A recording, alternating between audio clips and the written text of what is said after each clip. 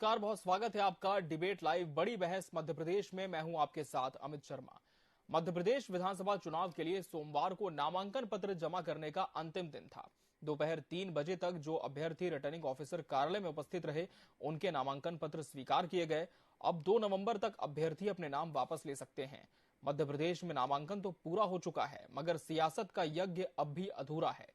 देखिए ये खास रिपोर्ट।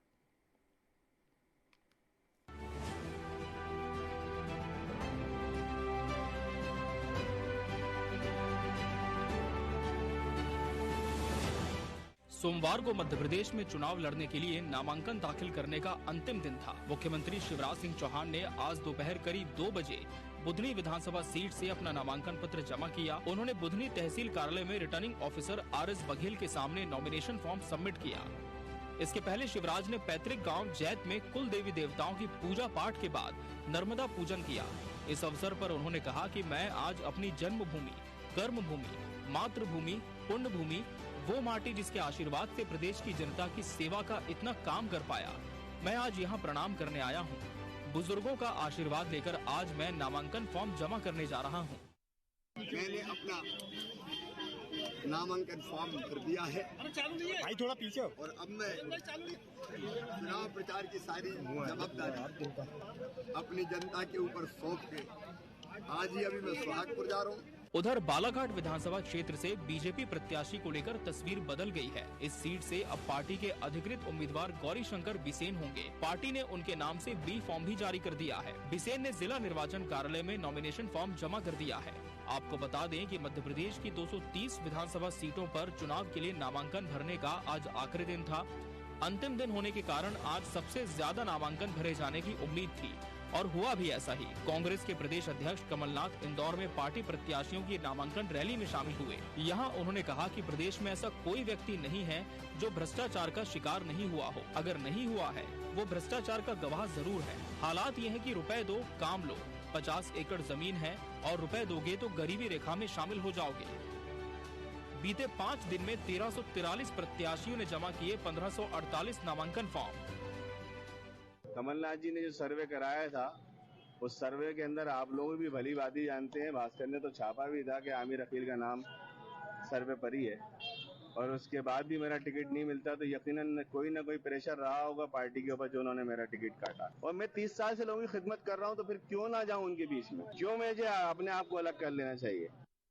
हाँ, पर्चा भरने आया था और मेरी बहनों ने कहा कि एक पर्चा अपन साथ भरेंगे। हमारी बहनों की ख्वाहिश थी कि वो मैं साथ चलूं, तो आज इसीलिए सारी बहनों को साथ लेकर आया था। तो बहनें और भाभी हमने मिलकर आज पर्चा भरा। पार्टी को कोई नुकसान नहीं होगा। हमेशा से जो है कुछ न कुछ लोग जो असंतुष्ट हो जाते हैं या जो मानते हैं कि वही प्रमुख दावेदार थे, तो वो लोग जो है निर्दलीय चुनाव लड़ने की कोशिश करते हैं।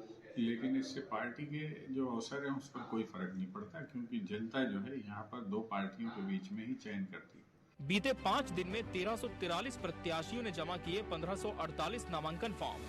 21 अक्टूबर पहला दिन, 17, 23 अक्टूबर दूसरा दिन, 137, 25 अक्टूबर तीसरा दिन, 136, 26 अक्टूबर चौथा दिन, 377, 27 अक्टूबर पांचवा दिन, 676। कल होगी नामांकन पत्रों की जांच। नाम वापसी 2 नवंबर तक। नामांकन फॉर्म की स्क्रूटनी 31 अक्टूबर को की जाएगी। नाम वापसी की अंतिम तिथि 2 नवंबर है। इसके बाद पूरे प्रदेश में 17 नवंबर को एक ही चरण में मतदान होगा। मतगणना 3 दिसंबर को होगी। Bureau report, TV 24 news.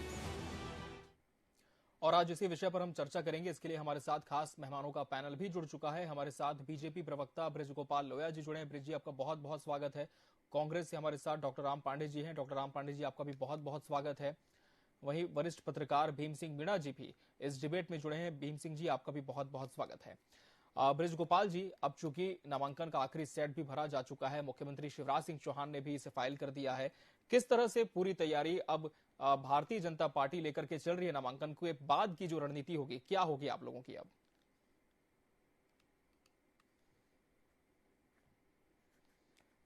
Brijgopal जी, आप मुझे सुन पा रहे हैं? चलिए, इनसे फिर से संपर्क करने की कोशिश करेंगे। डॉक्टर राम पांडे जी का रुख कर लेंगे।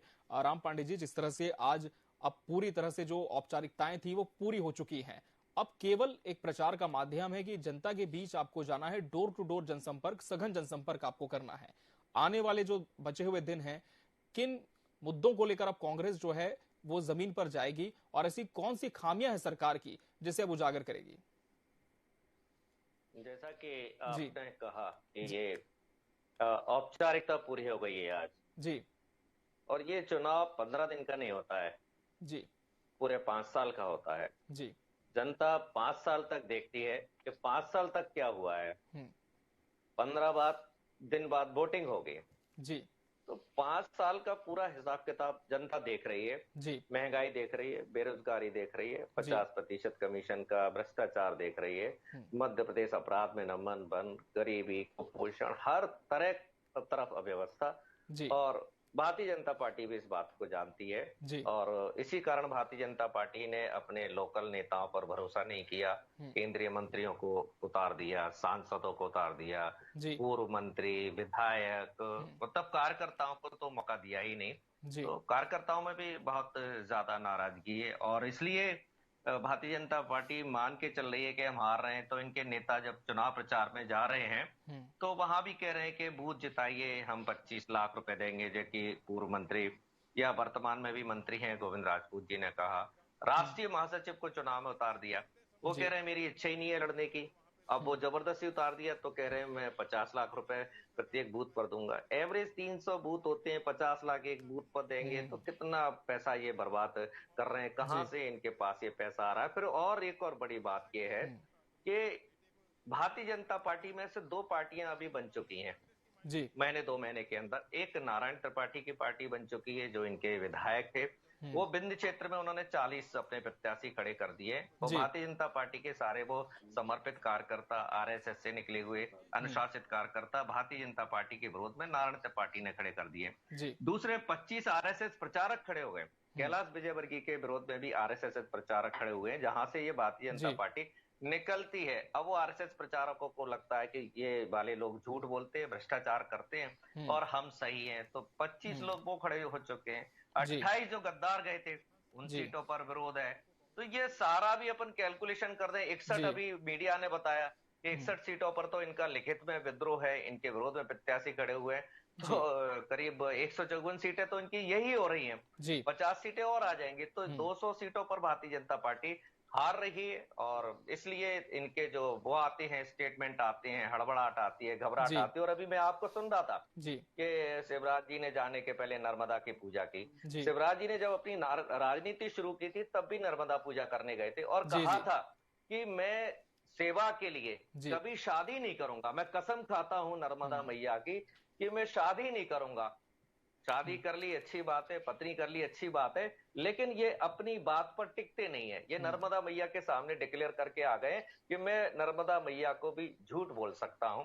तो शिवराज जी जो झूठ बोलते हैं, 22,000 झूठ जो रजिस्टर्ड झूठ हैं, वो जनता के सामने आ चुके हैं। तो सारी कहानी ये है कि जनता के सामने सारा हिसाब किताब 5 साल का है। तो हम इस चुनाव को 15 दिन का बनाए। भारतीय जनता पार्टी इस चुनाव को 15 दिन का बनाना चाह रही है। मैं जनता से यही कहना चाहता हूं कि 5 साल जो आपने महंगाई, बेरोजगारी, भ्रष्टाचार झेला है, तो जो सिलेंडर है जो 1200 रुपए का हुआ है, पेट्रोल 100 रुपए का हुआ है, उन सबको नमस्कार करके ही जाना और मतदान करने के लिए जाना। चलिए जवाब ले लेते हैं बृजगोपाल लोहिया जी। काफी गंभीर आरोप लगे आपकी पार्टी पर, जनता के सामने 5 साल का हिसाब होगा जिसे लेकर कांग्रेस जाएगी। भाजपा में 2 फाड़ है, अलग अलग पार्टियां हो चुकी है भाजपा के अंदर ही, और जो विद्रोही हैं उनसे कैसे पार पा पाएगी भाजपा? जवाब दें। देखिए, पहले तो मैं आपको एक हिसाब तो हर चीज का होता है, जनता है हिसाब मांगती है। और भारतीय जनता पार्टी पूरी दुनिया का एकमात्र राजनीतिक दल है कि हमारा 20 साल का रिपोर्ट कार्ड देश के गृह मंत्री, देश के सर्वाधिक विश्वसनीय नेता माननीय अमित शाह जी ने जारी किया है। ये हम कह रहे हैं, एक एक चीज का रिपोर्ट कार्ड जारी किया है कि 2003 में तक मध्य प्रदेश कैसा था और 2023 में मध्य प्रदेश कैसा है। परंतु क्या जो लोग रिपोर्ट कार्ड हमारा मांग रहे हैं, इनने 56 वर्षों में कभी रिपोर्ट कार्ड प्रस्तुत किया अपना? नहीं किया। अब मैं दूसरी बात आपसे करता हूं, ये अभी जो राम पांडे जी आपसे कह रहे थे कि मध्य प्रदेश की जनता हिसाब मांगेगी। मध्य प्रदेश की जनता हिसाब सबसे मांगेगी, हमसे भी मांगेगी और आपसे भी मांगेगी, क्योंकि राजनीति जिम्मेवारी का विषय है।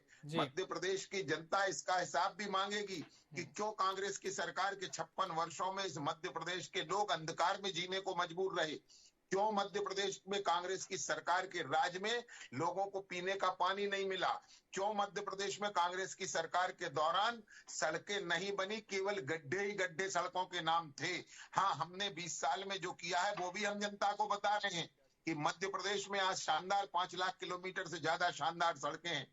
मध्य प्रदेश आज इलेक्ट्रिसिटी सरप्लस स्टेट है। हम गर्व के साथ कहते हैं कि जो मध्य प्रदेश अंधकार में कांग्रेस ने डुबा कर रखा था, आज उस मध्य प्रदेश की बिजली से दिल्ली की मेट्रो चलती है। ये हमारा काम बोलता है। राजा महाराजा नवाब अंग्रेज मुगल पठान जितने लोग आए और 56 साल कांग्रेस के जो 7 लाख हेक्टेयर में सिंचाई की क्षमता विकसित कर सके, 1500 वर्षों में हमने उस मध्य प्रदेश में केवल 18 वर्ष की सरकार के दौरान उसे 60 लाख हेक्टेयर तक करने का काम किया। ये गुणात्मक वृद्धियां हैं। किस तरह मध्य प्रदेश में जन कल्याण हुआ है, ये मध्य प्रदेश की जनता देख रही है। किस तरह मध्य प्रदेश में पहले मुख्यमंत्री कन्या विवाह आई, उसके बाद लाडली लक्ष्मी आई और उसके बाद लाडली लक्ष्मी बहना आई, और किस तरह मध्य प्रदेश की महिलाओं का आत्मसम्मान बढ़ा, किस तरह उनका स्वाभिमान बढ़ा, किस तरह इस मध्य प्रदेश ने तरक्की करी। आज मध्य प्रदेश की जनता जानती है कि किस तरह मध्य प्रदेश का बजट 2003 में 23,000 करोड़ होता था, आज 3,14,000 करोड़ रुपए है। ये मध्य प्रदेश की जनता ये भी देख रही है कि एक तरफ वो राजनीतिक दल है जो कहता है वह करता है, और एक तरफ वो बहरूपिये हैं जो कहते कुछ और हैं और करते कुछ और हैं। अभी राम पांडे जी ने एक बड़ी विचित्र सी बात कही, मुझे समझ नहीं आता। कई बार मैं सोचता हूं कि कोई गंभीर आरोप नहीं, तीखी टिप्पणी नहीं करना चाहिए राजनीति में, परंतु आप शिवराज जी के विवाह पर उंगली उठा रहे हैं। क्या एक किसी जवान आदमी के विवाह से आपको इतना ऐतराज? दिग्विजय सिंह के बुढ़ापे के विवाह पे तो आप चुप्पी साधे हुए थे, और वो विवाह भी मजबूरी का विवाह, जब फोटोएं वायरल हो गई। दुर्भाग्य है आपका राम पांडे जी कि आप इन बातों की चर्चा करते हैं। राजनीति में आइए और चर्चा करिए। कमलनाथ के चरित्र की चर्चा और दिग्विजय सिंह की चरित्र की चर्चा करना चाहते हैं तो वो भी करने राजी हूं, और ये चरित्रहीन लोगों को कभी चरित्र की बात नहीं करना चाहिए। चलिए, वरिष्ठ पत्रकार भीम सिंह मीणा जी का भी हम रुख कर लेंगे। मैं फिर से आपके पास आऊंगा ब्रिज गोपाल ओया जी। भीम जी, जिस तरह से हमने देखा कि आज जोर शोर से नामांकन दाखिल हुए हैं और कहीं ना कहीं शक्ति प्रदर्शन का भी दौर आज देखने को मिला, क्योंकि यही मौका होता है जब जो पार्टी के प्रत्याशी होते हैं वो अपने जनसमर्थन दिखाते हैं। लेकिन जमीनी स्तर पर अब किस तरह से इन्हें काम करना होगा जो बचे हुए दिन है उसमें? मध्य प्रदेश में 2 राजनीतिक दल हैं। भीम सिंह जी, राजनीतिक दल अपने कार्यकर्ताओं, भीम जी आप सुन पा रहे हैं मुझे? कपड़े फाड़ प्रतियोगिता हो रही है। भीम जी क्या आप मुझे सुन पा रहे हैं?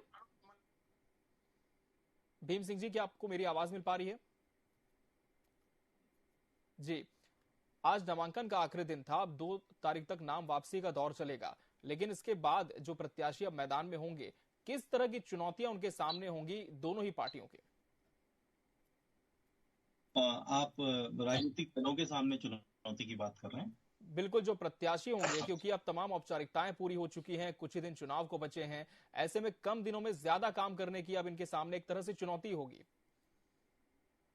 देखिए, अब तो एक ऐसा समय आ गया है कि यहाँ पर काम करने का नहीं, काम जो इन्होंने किया है उसको लोगों के बीच में ले आकर इस बात पर यकीन दिलाने का है कि हमने जो किया बेटर किया, और यही बात अभी कही भी जा रही है।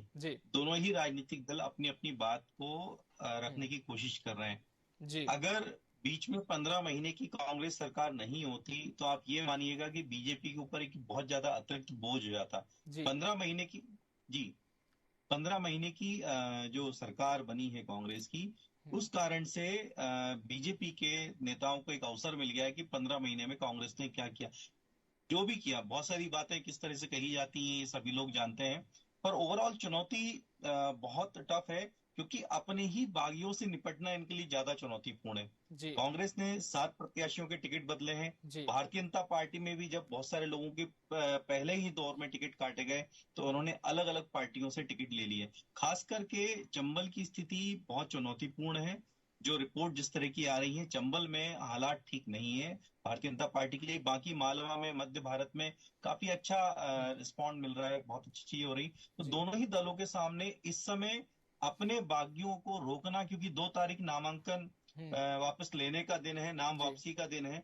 अब 2 तारीख तक कितने लोगों को ये मना पाते हैं, इस पर बहुत कुछ डिपेंड करेगा। क्योंकि आप ये मानिएगा कि ये वाला चुनाव बहुत कुछ कैंडिडेट पर डिपेंड करता है। यही कारण है कि भारतीय जनता पार्टी ने अपने जो बड़े नाम थे, बड़े दिग्गज नेता थे, उनको भी मैदान में उतारा ताकि वो आसपास का एक एरिया कवर कर सके। उनकी एक जो आवा मंडल उसमें भी उससे पार्टी को सपोर्ट मिले। तो अब इनके सामने चुनौती यही है, जो आज 30 तारीख है और 3 दिन के भीतर इनको अपने दोनों ही दलों को, अपने बागियों को बिठाना है। क्योंकि इस बार आप पार्टी ने भी एंट्री कर ली और बसपा ने भी काफी टिकट दिए हैं। तो ऐसी स्थिति में जितने लोगों को ये बिठा पाएंगे, अपने बागियों को, और साथ ला पाएंगे, तभी शायद ये जीतने की स्थिति बन पाए किसी पार्टी की। जो पार्टी इस काम में सफल होगी वही ज्यादा इसका लाभ ले पाएगी, मुझे ऐसा लगता है।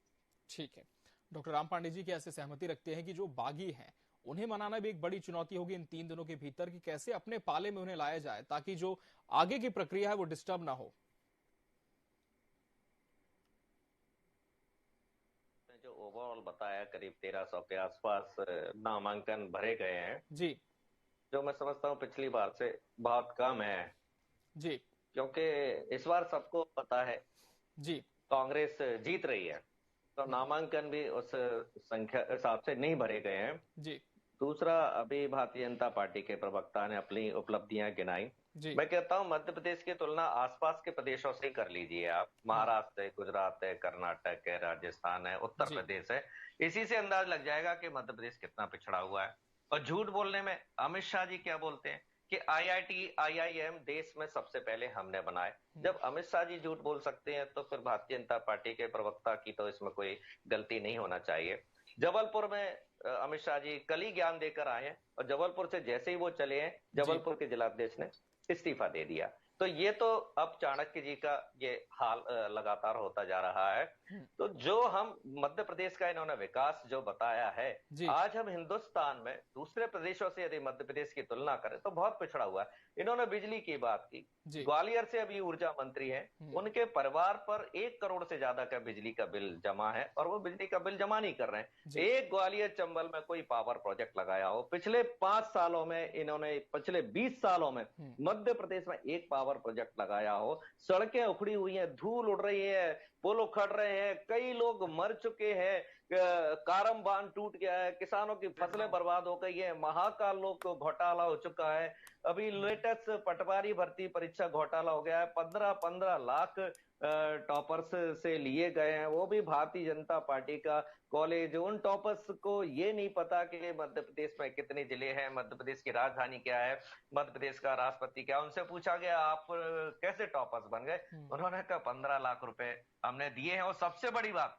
मैं मीडिया को चैलेंज ही समझ लीजिए, मध्य प्रदेश के किसी भी चेक पोस्ट पर आप चले जाइए, आपको अवैध वसूली मिल जाएगी। प्रतिदिन 450 करोड़ की ट्रकों से अवैध वसूली हो रही है, एक ट्रक से 5000 तक की वसूली हो रही है। और इसका जो महंगाई में जो इजाफा हो रहा है, ये भी एक बहुत बड़ा कारण है कि जब चेक पोस्ट पर एक ट्रक 5000 रुपए अवैध देकर आ रहा है, जिसकी उसको रसीद नहीं मिल रही है, तो महंगाई बढ़ाने का भी एक बहुत बड़ा कारण है। और 450 करोड़ रुपया ये प्रतिदिन किसकी जेब में जा रहा है। और मैं तो पूरे मीडिया जो मुझे देख रहा है, वो जाके आज ही जाकर, आज रात को ही मध्य प्रदेश के जितने भी चेक पोस्ट है उन पर जाकर चेक कर सकता है। और करीब 19 चेक पोस्ट ऐसे हैं जो अवैध हैं, जो सरकार के कागजों में ही नहीं है। मतलब अवैध गुंडागर्दी ट्रक ड्राइवर्स के साथ की जा रही है, ट्रक मालिकों के साथ की जा रही है। जो जनता के लिए उसमें जो अनाज आ रहा है, जनता के लिए जो खाद्यान्न आ रहा है,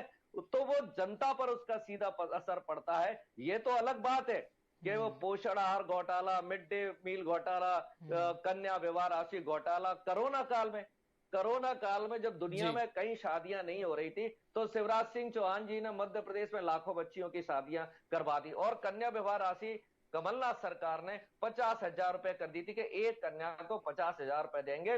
लाखों कन्याओं का पैसा शिवराज जी हड़प गए, क्योंकि महिला बाल विकास मंत्री शिवराज हैं, जो एक महिला को होना चाहिए था, महिला विधायक को होना चाहिए था। महिला विधायक का शिवराज जी ने हक मारा जो नौटंकी चलिए करते जवाब ले हैं लेते हैं महिलाओं जल्दी से के नाम पर। बृजगोपाल लोहिया जी, जवाब पोषण आहार घोटाला, जी मिड डे घोटाला, इतने चलिए 250 बृजगोपाल घोटाले जी जो किए जवाब हुए दीजिए। तो जनता के सामने है। भारतीय ठीक है जनता रामपाल जी पार्टी का जो जी। झूठ है वो जनता के सामने। चलिए भाजपा का झूठ जनता के सामने, कांग्रेस का आरोप, जवाब दें जी।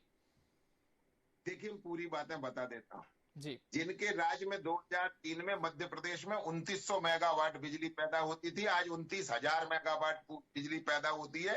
ये 10 गुना की वृद्धि हुई है। वो कह रहे हैं पावर प्लांट नहीं लगा। ये झूठे किस तरह के झूठे लोग हैं समझ ही नहीं आता। एक बात और बताता हूं, अभी कह रहे थे मुख्यमंत्री कन्या विवाह योजना में कमलनाथ जी ने ये किया। श्रीमान इतना तो याद रखिए कि आपके सामाजिक न्याय मंत्री लखन घनघोरिया जी ने विधानसभा में ये स्वीकार किया कि हमने किसी लाडली बेटी को कन्यादान योजना की राशि दे नहीं पाए। आप वही लोग हैं ना जो झूठ कुछ बोलते हैं, सच कुछ और होता है। ये कभी कह रहे थे, बहुत सारी बातें इन्होंने की हैं कि मध्य प्रदेश में भ्रष्टाचार है। श्रीमान ये कांग्रेस की सरकार नहीं है जिसका प्रधानमंत्री राजीव गांधी लाल किले की प्राचीर से ये कहें कि 100 रुपए हम दिल्ली से भेजते हैं और 15 रुपए पहुंचते हैं, 85 रुपए कांग्रेस के बिचौलिए और दलाल खा जाते हैं। हम वो सरकार नहीं है। हम वो सरकार है कि मध्य प्रदेश की 1,35,00,000 लाडली बहनों के खाते में 1250 डालते हैं और 1250 पहुंचते हैं। एक बात और याद रखिए, हम मध्य प्रदेश के 35 लाख किसानों के खाते में 6,000 रुपए और 6,000 मोदी जी 12,000 डालते हैं। कहीं 1 रुपए का घपला नहीं होता, पूरे 12,000 उसको पहुंचते हैं। हम वो कन्यादान योजना के 51,000 देते हैं। ये अभी कह रहे थे कि कोविड के दौरान, हाँ कोविड के दौरान शादियां जो घर से हुई हैं उसमें भी हमने उन परिवारों का सहयोग करने का काम किया है। जो सम्मल योजना आपने बंद कर दी थी उसके लाभ पहुंचाने का काम भी किया है। और मध्य प्रदेश की बेटियों को आपकी सरकारों की तरह छला नहीं है।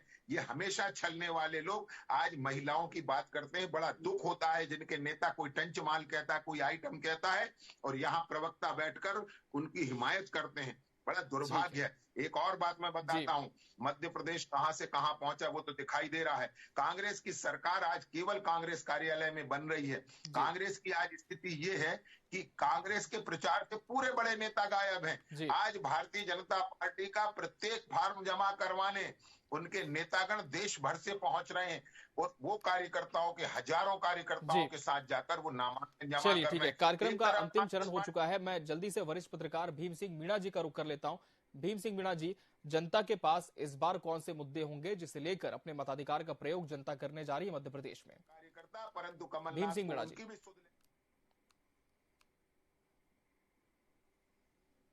जी, भीम सिंह मीणा जी, क्या आप मुझे सुन पा रहे हैं? जी, आवाज थोड़ी सी ब्रेक हो रही है। जी, जिस तरह से प्रत्याशियों के और विभिन्न राजनीतिक दलों के तो अपने मुद्दे होते हैं, लेकिन इस बार जो मध्य प्रदेश का वोटर है वो किन विषयों पर ईवीएम में बटन दबाने जा रहा है? जी, आवाज थोड़ी सी। भीम सिंह जी, आप मुझे सुन पा रहे हैं अभी? जी बोलिए। जी, संक्षेप में जानना चाहूंगा कि इस बार जनता के सामने कौन से मुद्दे हैं इस चुनाव में मध्य प्रदेश में? जनता के सामने कौन से मुद्दे होंगे इस चुनाव में जिसे लेकर अपने मताधिकार का प्रयोग जनता करेगी? बिल्कुल बिल्कुल, ये देखिए भ्रष्टाचार की बात दोनों ही दल कर रहे हैं और भ्रष्टाचार पर जो कर्नाटक में एक माहौल बना था वो मध्य प्रदेश में वैसा माहौल अभी नहीं है भ्रष्टाचार को लेकर। जी, ज्यादा जो माहौल दिखाई दे रहा है वो है हमारे स्थानीय प्रत्याशियों को लेकर, जो समझ में आ रहा है कि हमारा प्रत्याशी कौन है। जैसे मैं विंध्य और चंबल की बात करूं तो चंबल में कई सीटों पर जब हमने लोगों से बात करी तो उनका यही कहना था कि भाई प्रत्याशी जो आपने चयनित किया है, जैसे अगर केंद्रीय में भाजपा के और कांग्रेस दोनों की बात करता हूँ, खास करके जो बड़े नेता उतारे गए तो वो हमारे बीच में नहीं रहे। हमारे बीच में जो रहा था, जिसको हम चाहते थे, जो लगातार 5 साल से मेहनत कर रहा था, वो व्यक्ति होना चाहिए था। डेवलपमेंट एक इशू है, बहुत सारी जगह कुछ समस्याएं हैं, लेकिन उतना बड़ा मुद्दा नहीं है। यहाँ पर अगर मैन टू मैन मार्किंग की बात करें, कैंडिडेट्स की बात करें, तो उस पर ज्यादा इफेक्ट पड़ेगा। जनता भी उसी पर ज्यादा बातचीत करने की कोशिश कर रही है, उसी पर ज्यादा जा रही है।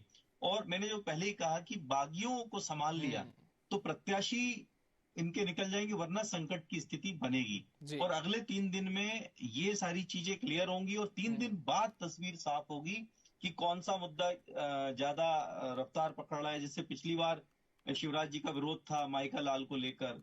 इस बार ऐसा कुछ अभी है नहीं। एक लहर जो दिखाई देती वो लहर नहीं है। जनता कहीं ना कहीं साइलेंट मोड पर है अभी, बहुत ज्यादा मुखर होकर कोई बात नहीं कह रही, और कई बार ऐसी परिस्थितियों में परिणाम बड़े अलग तरीके के आते हैं।